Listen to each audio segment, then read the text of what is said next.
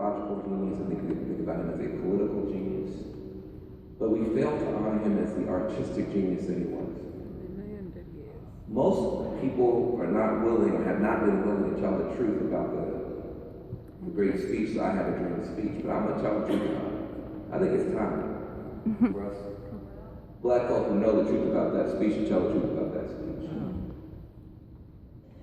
That speech sucked. Oh, yeah. I'm going to say it again. Because you think I can say that and not get struck down by lightning. That was like, But that speech on paper right. sucked. Here's a true story. And it's important for young people to understand this. First of all, Dr. King was 24 years old in Montgomery. We talk about Dr. King like he was 1,000 years old. Don't we? Like he was like 90.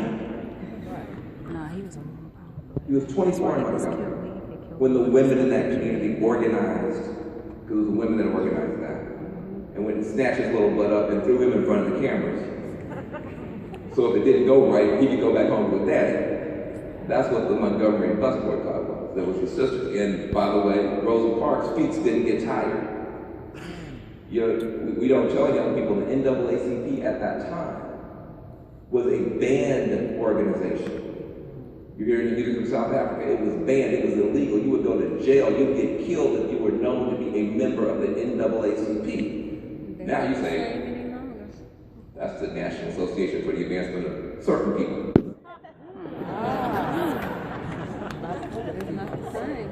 So you're not scared of the NAACP. right.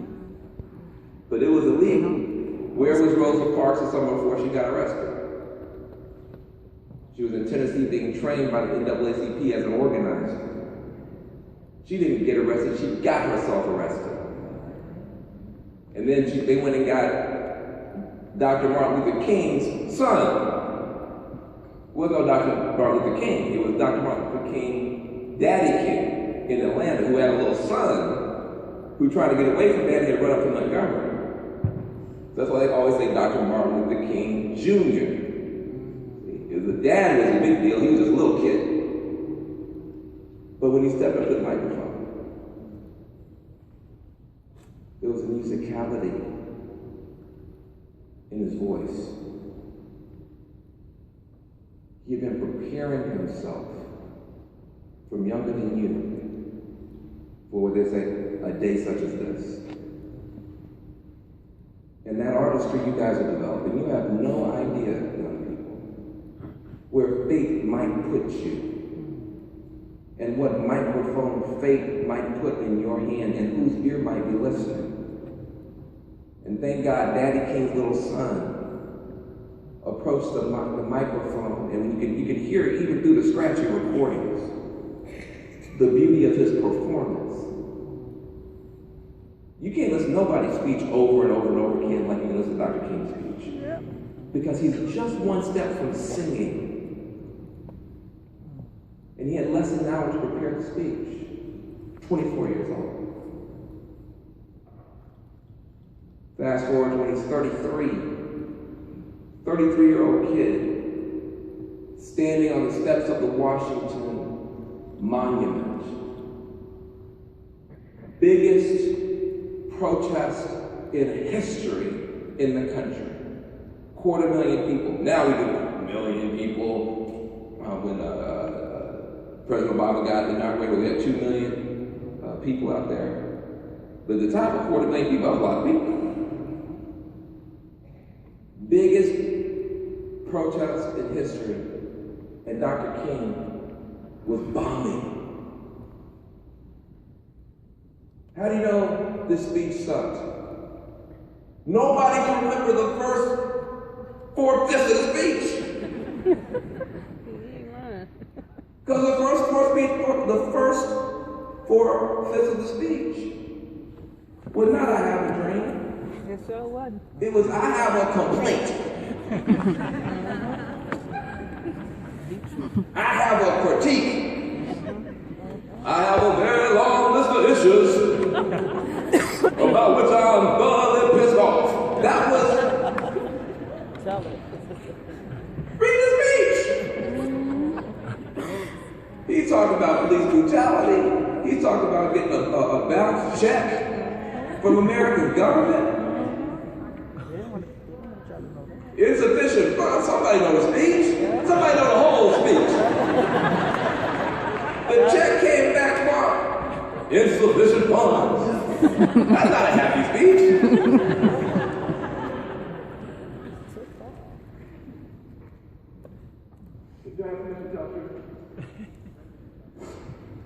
It was written by a committee the night before. Bayard Rustin then stayed up fighting and handed him a speech written by a committee the night before. And he was doing the best he could with the speech. But that speech would have been quickly forgotten. But, as usual, shocking no one, a sister saved the day. Mahalia Jackson, standing 3-4 rows behind the brother, a true artist, a true genius, watching the crowd, watching the young brother bomb, leaned forward and said very quietly, "Tell him about your dream, Mark. Tell him about your dream." Why did she say that? Because earlier that summer she had been with the brother in Detroit. And in Detroit, the brother had given a speech that was kind of high. That's when he met with the Honorable It was kind of high. He gonna talk about him on his day. I mean, best ever in the English language, possibly competing with Churchill, but I think King gets it. Best ever in the English language. But he gave a speech in Detroit that was kind of high. And he got to this point where he was trying to talk about this dream, and it's like Mahalia. You can listen to that speech too. I mean, it's all on the internet. The Detroit refrain, the I have a dream refrain, and the Detroit speech falls very flat. Doesn't work. But Mahalia, she saw something in that refrain, and she just felt, maybe you should try that one more time again. That they're having church. She said, "Brother, tell him about your dream, Mark. And watch the video." He never gives the last paragraph of the speech. He pushes back and he looks up. And what you hear then is the greatest act of slam poetry in the history of the Republic. That's what you hear.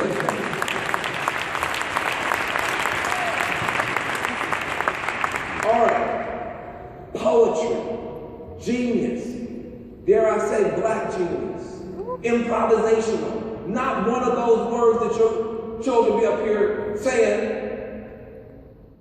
was written on the page. It wasn't written anywhere. It was written in the air. It was off the dome, as we say. Huh? Off the dome. And yet, here we stand 50 plus years later. I'm not good at math, but maybe more. Finally told the truth. Public school. Oh, he's.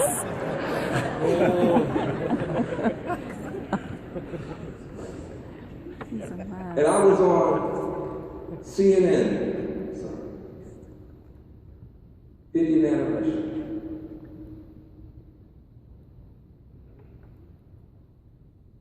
Presidents.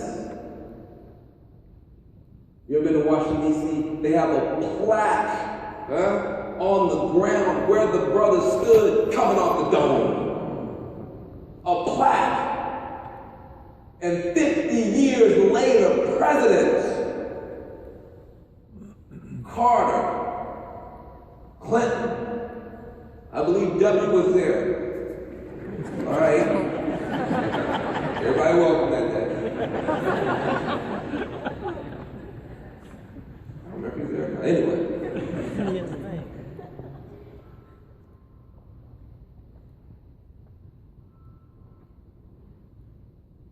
the video, throwing elbows.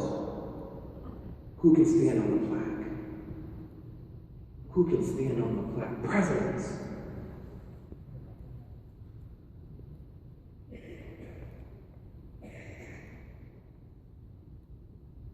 I was in Ferguson.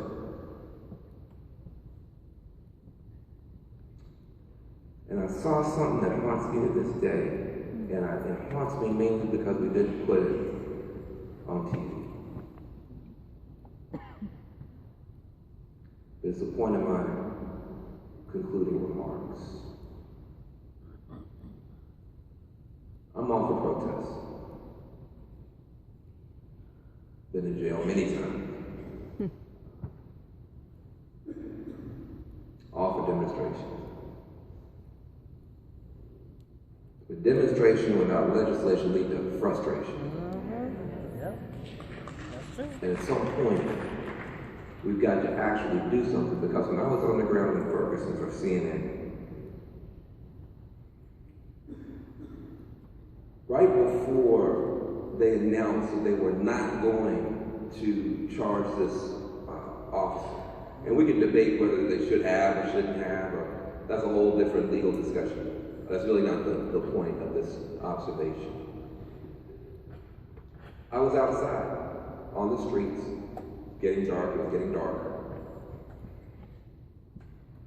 300, 400, 500 young people out there, probably about 1,000, 150, maybe 2,000 people.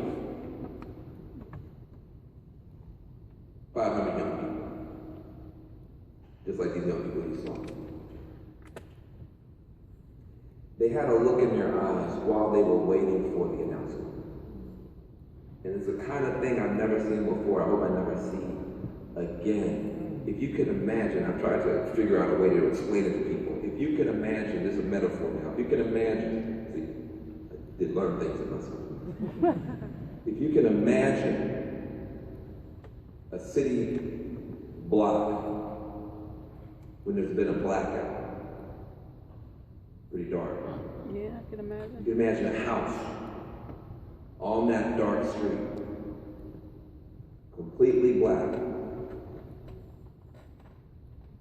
But somewhere down in the basement, somebody lit a candle. How much light could you see from the street? Okay?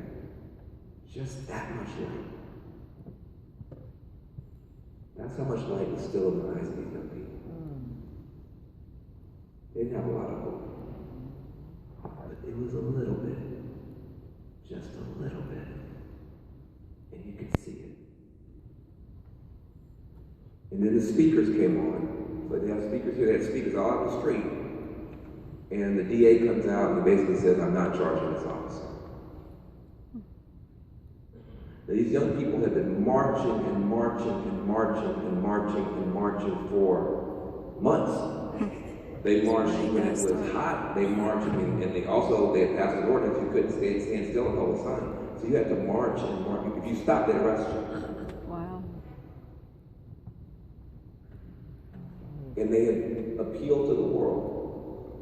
And they were waiting to see, not are you going to charge the officer, but does anybody care about me? Does anybody care about me? Does anybody understand what it's like to be in a city where more than half the people have been arrested, where the budget of the city depends on giving people tickets and fines, tickets and fines, tickets and fines, mostly black folk? Does anybody understand what it's like to see your friend, whether it's right or wrong, maybe he's a shoplifter, fine, but shot down dead in the street like a dog and left there for 6 hours? Does anybody care about me? And I saw when that announcement came, the lights go out. In all those young people's eyes.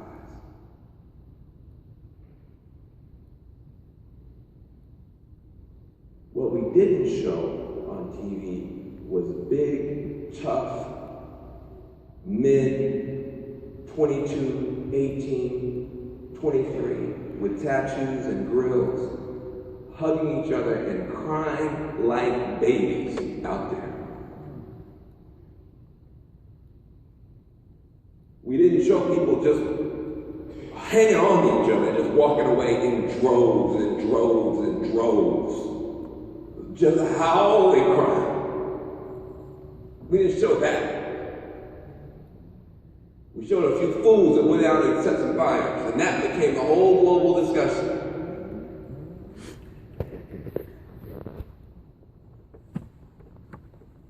But I saw dreams die out there. I saw hope die in the eyes of young people out there. And nobody came to give them a way forward, and we expect them to figure out on their own. And then if they don't do it perfectly, then we want to criticize them. Well, what's Black Lives Matter legislative program, you know? Are you doing anything? What's yours? You want these young people to fix 40 years of problems that we haven't fixed. Right. And so I come to you to say that we have a tremendous opportunity to be at least as good as a 33-year-old kid getting coached by a 45-year-old sister with no cell phones, no Facebook, no Twitter, but the courage to dream again. And so I take it seriously. I invite you to, especially young people. When a dictatorship goes into crisis, that's a good thing. It is a failure of domination. The armies and the spies and the security forces have failed to hold the people back. When a dictatorship goes into crisis, that's a good thing. It's a failure of domination. But when a democracy goes into crisis, that's a failure of imagination. That's a failure of imagination, a failure of improvisation, a failure of innovation, a failure of the people to co-author history with each other. And that's what's beginning to happen again. And the work to which I'm committed and to which I call you is simply this. It's not very confusing if you're a young person standing on the streets of Ferguson. I was in Baltimore with a rock star named Prince. I went back to Baltimore with a pop star named Alicia Keys. It's not very confusing when you're standing there. It's confusing in the academy. It's confusing in Washington, D.C. It's confusing with the policy elites. It's confusing in the state legislature. But when you're standing on the streets, the answer is very simple. We need to close prison doors and open doors of opportunity for the next generation. That's all. It's simple. It's not complicated at all. It's not complicated at all. And so there's a new movement rising. There's a new movement rising to take on mass incarceration. We were enslaved. And that wasn't just bad for black people, that was bad for everybody, because even if you weren't a slave owner, you lived in an enslaving society, which meant you had to put up with the dehumanization of yourself or other people every single day. Don't forget now, under slavery, what that meant. You say, well, I wouldn't have owned a slave. Don't matter if you're white, if you don't own a slave. If a slave, an enslaved African ran off, and another plantation owner shot that slave. You don't own either plantation, but you're white. You get called and paneled in a jury, not about murder, but to determine whether or not the taking of this plantation's property was a tort.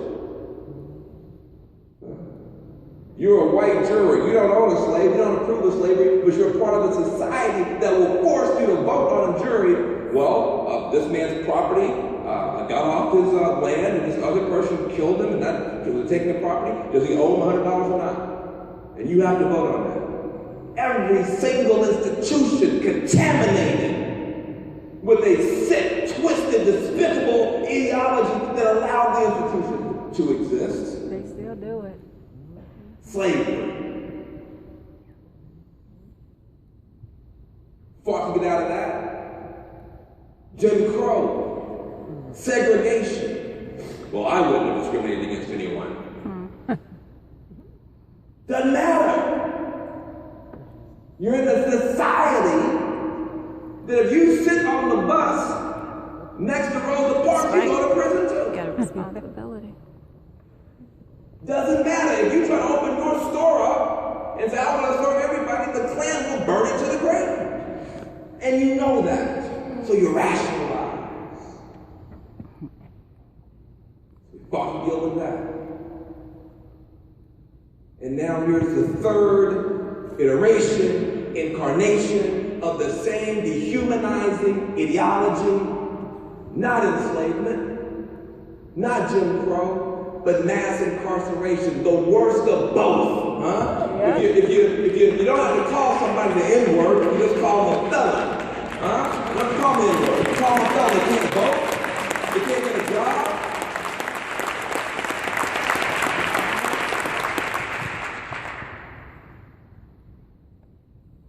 On the stock exchange today in your country, and you rationalize this.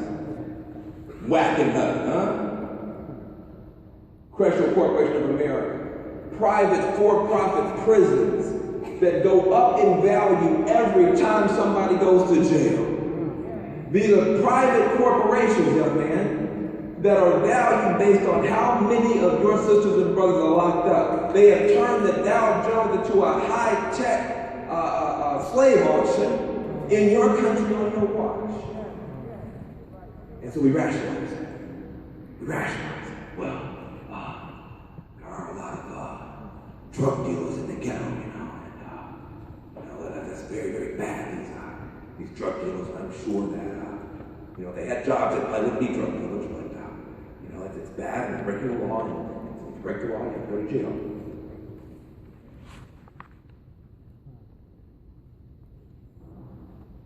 The University of Chicago. 80% of the student body, drug offenders.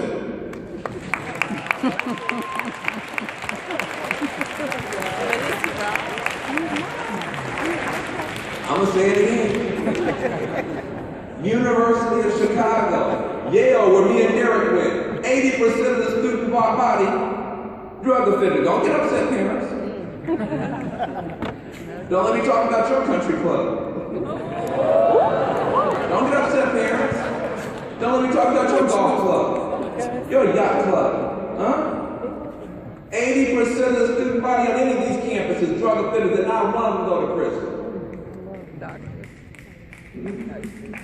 But we rationalize it. So now, you see a movement rising. Now you see young people, 24 years old, 18 years old, starting to march again, huh? Starting to speak, sound just like Nikki Giovanni. Listen to these young women get on the microphone at these Black Lives Matter rallies. And not just Black Lives Matter. Don't forget, you got the Dreamers coming on.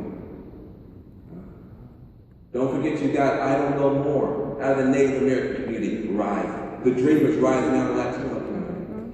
Don't forget you got 350.org, you mostly young white climate activists rising. Don't forget you just had Occupy Wall Street rising. You got a whole generation now starting to dream again. Start dreaming again. Nothing more precious in the world than young people with clear voices, young people with open hearts, young people who can imagine maybe if somebody on drugs, maybe they need to get some help. Can imagine maybe if somebody doesn't have a job and we're in the richest country in the history of the world, maybe we could just give them one. Start to imagine maybe if you have an idea in your mind, you should be able not just to be a downloader with an app. Maybe you could be trained as computer coders. You could also be an uploader too and be a part of this digital world. Maybe.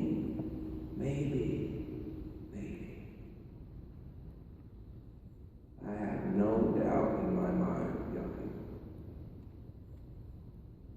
somebody in your row, or somebody in your cell phone, somebody in your generation. It might be you. Probably is you. He's going to decide to put your love against all this hate. Put your hope against all this fear. Put your poetry against these shackles. Put your songs against this barbed wire. And if you do that, you're going to win and we're going to win. You're going to win and we're going to win. Thank you very much.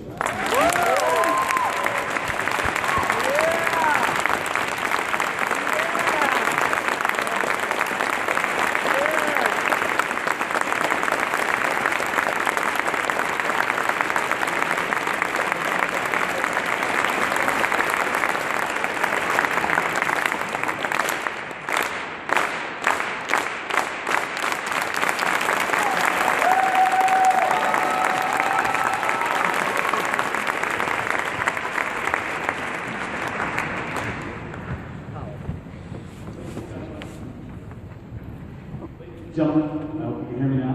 My name is Steve Edwards. I'm the Executive Director of the Institute of Politics here at the University of Chicago. Please first of all join me in giving another warm round of applause to Van Jones, Nikki Giovanni, and Ian Lewis.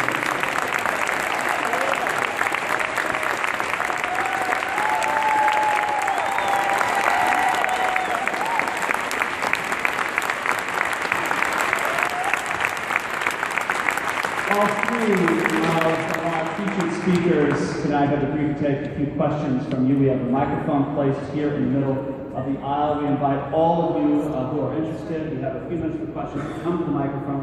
We ask that when you do, you keep the questions short and to the point so that we can get to as many of you as possible in this short period of time. Let me, as we assemble here at the microphone, let me just ask a follow-up question to both you, Van Jones, and Nikki Giovanni. I'm curious to build on this idea of hope and dreams and social justice. What was it that made this the path that you knew you needed to take in each of your lives?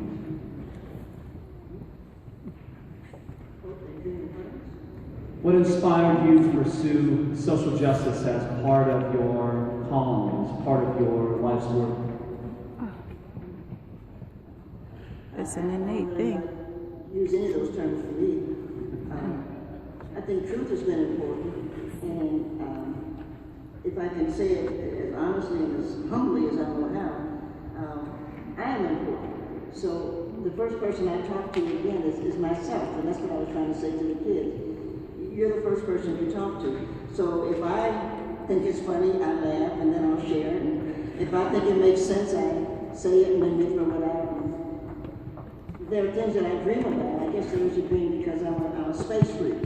And I just know it's so important that we get writers into space. And that's what I'm trying to convince General Bolden to do. I'm trying to convince NASA to send writers into space. Because we keep sending scientists, and they do the scientific thing. But we need to send somebody into space that would just, be nice. And I think black women, I think we need to get more black women into space and find out if there's life up there, because the people we keep sending up there wouldn't know life if it that's an answer.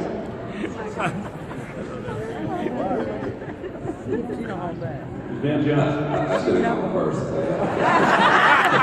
That's not going to happen again. I'm going first every time. My father is Willie Anthony Jones. And my mother's Loretta Jones. And they were both born in Tennessee. And my father was born in abject poverty. I'm a ninth generation American. What you doing? Spent a lot of time in Oakland and loud. Oh God, it's terrible.